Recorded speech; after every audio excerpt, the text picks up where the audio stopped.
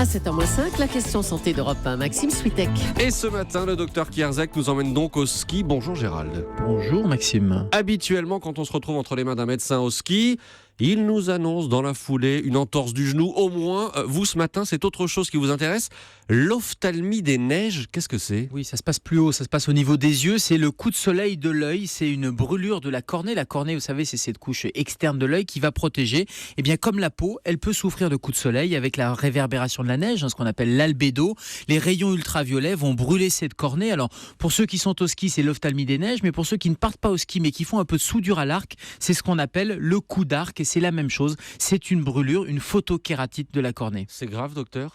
Grave non, handicapant oui. Alors au ski, ça va vous handicaper pendant 24-48 heures parce que l'autre... Là, on arrête de skier. Oui, on arrête de skier. L'autre nom, c'est la cécité des neiges. C'est-à-dire que vous devenez aveugle au moins temporairement parce que le temps que les cellules se renouvellent, le temps que la brûlure guérisse, que le coup de soleil guérisse, eh bien vous allez avoir des difficultés pour voir, un œil qui est rouge, qui est larmoyant, un peu une sensation de corps étranger, un peu comme si vous aviez du sable. Et le traitement, c'est éviter l'exposition solaire et se mettre dans le noir, qui va être le premier traitement.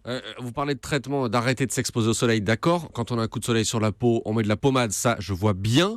Par contre, est-ce qu'il y a une pommade pour l'œil ? Oui, il y a des collyres qui sont des collyres à la fois anesthésiants et cicatrisants que vous pouvez trouver en pharmacie. Et le traitement, il va être symptomatique. Comme c'est une brûlure, le renouvellement cellulaire va avoir lieu tout à fait naturellement. On va pouvoir ajouter des compresses froides, un peu humides sur les yeux, ça va soulager. On se met dans une pièce sombre. Si vous avez des lunettes, des lentilles, il faut retirer ces lentilles de contact pour ne pas irriter. Et puis, il faut éviter de frotter les yeux. Et au bout de 1 jour, 2 jours, mais 2 jours sans ski, vous allez avoir des symptômes qui vont s'amender. Et est-ce qu'on consulte obligatoirement le médecin ou un passage à la pharmacie suffit ? Un passage à la pharmacie peut suffire, sauf si les symptômes persistent plus longtemps, vous ne retrouvez pas une vue normale, et puis surtout si vous avez des antécédents ophtalmologiques, et puis surtout c'est la prévention qui est indispensable. Alors on pense justement à tous ceux qui sont au ski en ce moment, la prévention, c'est-à-dire lunettes de soleil ? Oui, les Inuits avaient bien compris et avaient bien prévenu Inuits. cette ophtalmie des neiges, puisqu'ils faisaient avec des os de caribou, ils faisaient une petite fente, et ils se protégeaient des rayonnements ultraviolets, comme ça, c'était les premières lunettes de soleil,